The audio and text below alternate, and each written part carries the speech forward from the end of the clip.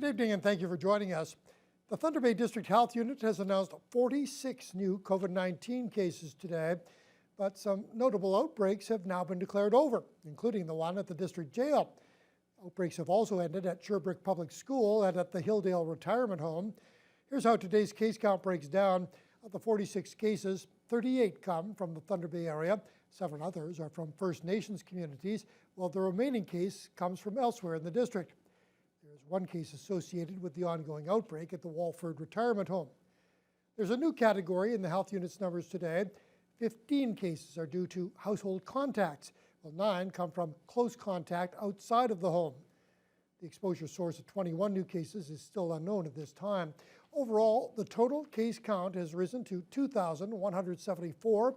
There are 423 active cases. That's up from 414 yesterday. Meanwhile, the health unit announced today the minimum age for the general public to get a COVID vaccination has now been lowered to 80 and older. That's down from 85. And the uptake was very quick, as all 1,400 of next week's appointment slots were completely booked within a half hour. The Fort William First Nation has declared a state of emergency, and effective immediately, a public curfew will be enacted from 10 p.m. until 8 in the morning daily. The news comes after Chief Peter Collins confirmed the community has 10 more COVID cases. The state of emergency includes requesting support from government to address the pandemic, mass testing and tracing initiatives, and an isolation center with staff to be established on or off reserve. The changes do not impact businesses operating along City Road. The curfew is designed to keep people indoors and limit community spread of the virus, with the exception of community member employment, essential services, or medical needs.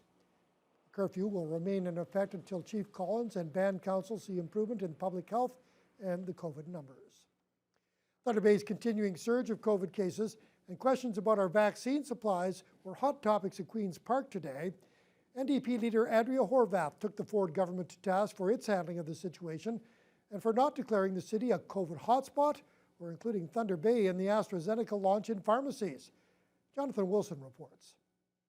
The Thunder Bay District has by far the highest weekly incidence of COVID-19 in the province at nearly 250 cases per week and a 6.8% positivity rate. And with large daily caseloads continuing to pile up, there appears to be no end in sight. But Ontario Health Minister Christine Elliott says she sees a turnaround happening when questioned on the situation at Queen's Park. Thunder Bay is in absolute crisis. Speaker, why didn't the Premier announce yesterday that they were sending a whole bunch of vaccines to Thunder Bay, a place that clearly needs them desperately? While the situation in Thunder Bay is serious, there's no question about it, the number of cases has actually gone down today. 92% of the cases are being reached within 24 hours. We've also funded the hospital by another $2.7 million to create 30 new beds, but we are containing it. It's coming under control. We know there's significant resources that are still needed to help them, and they will be receiving additional vaccines as well. More vaccination clinics have been popping up in the city, but many in Thunder Bay were outraged when the province announced Wednesday that pharmacies in 3 parts of southern Ontario have begun to offer the AstraZeneca vaccine to people 60 to 64, but not here. And a petition continues to grow, calling for Thunder Bay District to be declared a COVID hotspot. Right now, 13 other health units are on that list, despite having much lower COVID numbers in the past 2 months. We didn't hear that the vaccines are going to pharmacies yesterday. We didn't hear Thunder Bay on the list of hotspots. Mayor Bill Morrow says he believes Thunder Bay will get a larger share of vaccines, simply based on our area being in the grey zone. But he shares the concerns of many about being left out of that initial pharmacy rollout.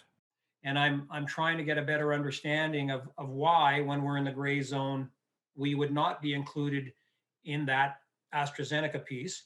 I'm also interested, and I'm going to ask them tomorrow, why we're not included in the primary care piece that's starting on Saturdays. Maybe it's not just about AstraZeneca. Maybe they're going to tell me, but Mayor Morrow, you're getting more of the regular vaccine already. Jonathan Wilson, TBT News.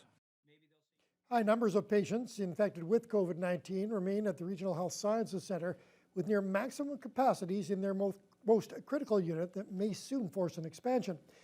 47 people in the hospital are COVID positive, with 13 of those in the intensive care unit.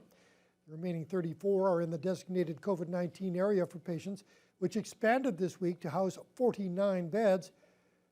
Though its hospital's ICU is still regularly flirting with its limits, the unit comprised of 22 isolation rooms also has 6 patients without the virus, for a total of 19 at this time. A provincial system is in place that kicks in to divert patients to other ICUs in the province when the hospital is at its limit. New COVID-19 Incident Commander Peter Voro says they have plans to double or even triple the ICU, adding they've already had to move one patient to Southern Ontario. Yeah, so certainly over the last week, we have been incredibly busy, and if we have surged beyond the walls of the ICU. It fluctuates. Sometimes we have no patients in those other areas, and I think we've gone as high as 4 patients in those other areas. I can't tell you where we are right this moment right now. I know this morning we had 4 patients in other areas, but I think we've contracted back to just the ICU right now. The hospital's testing site at the Borolaskin building has reopened as more vaccine has been delivered. All second doses of the vaccine will now be done 16 weeks after the initial injection. The hospital says it was a provincial directive, and though the decision was not up to them, it does follow science. Those with appointments pushed back will be contacted by the hospital. The Thunder Bay District Social Services Board is welcoming $3.5 million in extra funding from the Ford government. As we told you here on the News Hour yesterday, $2.4 million is earmarked for social service release and isolation centers, and the other $1 million will be used to support mental health and addictions initiatives. Avery McRae has the breakdown. Municipal Affairs and Housing is providing the DSAB with $2.4 million, the largest share yet of social services relief funding to help respond to the surge in COVID-19 cases in some emergency shelters and help keep the vulnerable population safe. CAO Bill Bradica says they have until March 22nd to submit a spending plan to Queen's Park and says they will reach out to their community partners around the district to see what is needed. There likely will be a reach out to agencies to see where there might be pressures. It's hard to predict. We've never been in this situation before. Also this week, the DSAB received one-time funding of just over $1 million to support mental health and addiction supports for vulnerable populations. The funding will support 19 initiatives across 14 organizations in the district. The entire province received $10 million, and Bradica wasn't expecting the Thunder Bay District to receive 10% of that funding. We feel really shows that the government understands the concerns that are present in our district, that there is disproportionately more mental health and addictions issues that have surfaced in this area over the last number of years. Bradica adds his team and their community partners have done amazing work throughout the pandemic to turn funding around quickly to assist the district's most vulnerable sectors. Avery McRae, TBT News. Today marks the 1-year anniversary of the World Health Organization declaring a global pandemic due to COVID-19. Thunder Bay's first case was confirmed in late March of 2020.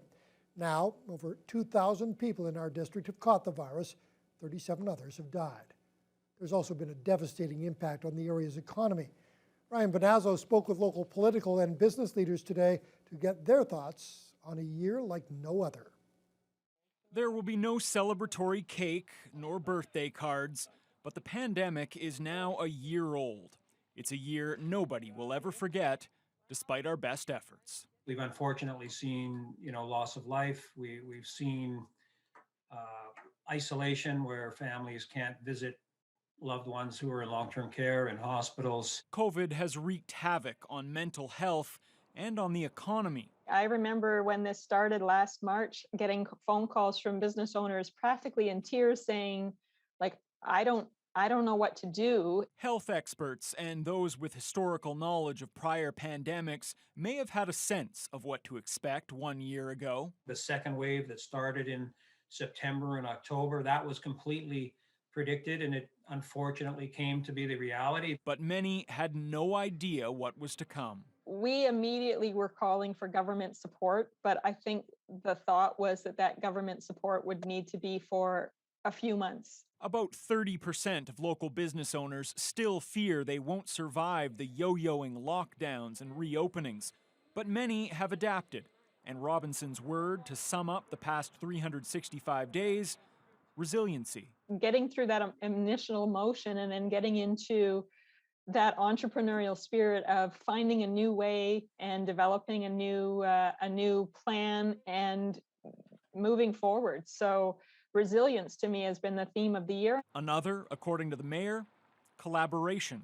All of the work that the different agencies in the community have done to get us to the point that we're at, and I'm thankful to the community generally. We, by and large, the vast majority of people, I do believe, have been doing exactly what they've needed to do. And there's still plenty to be done as local cases continue to soar, but vaccinations are also on the rise, finally providing hope that one day this past year will seem like a fever dream.